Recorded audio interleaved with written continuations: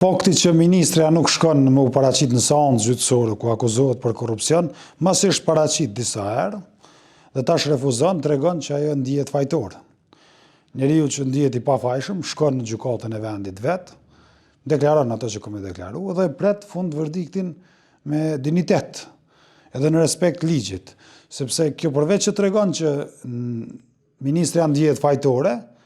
tregon që ministra nuk i respekton institucionet e drejtësisë, nuk e respekton ligjin, siç nuk e ka respektuar në aferën korruptive që ka bërë, kështu që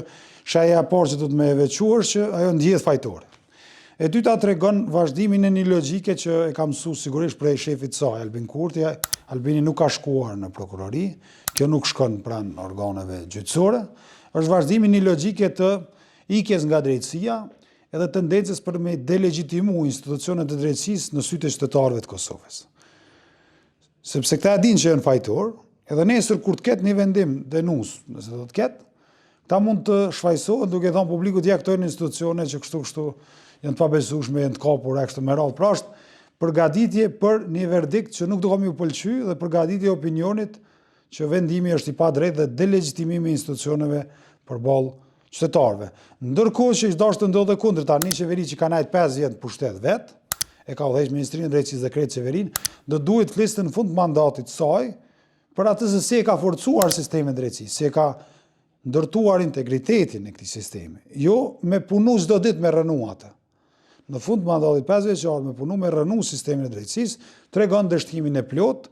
dhe ju keni pa që çdo reformë që u nis në drejtësi ka dështuar, sepse këtu nuk ka pas kur qëllim për reformë, sepse as një parti populiste në botë, as kjo e jonja, vetëvendosje, nuk ka qëllim të reformoj sistemin,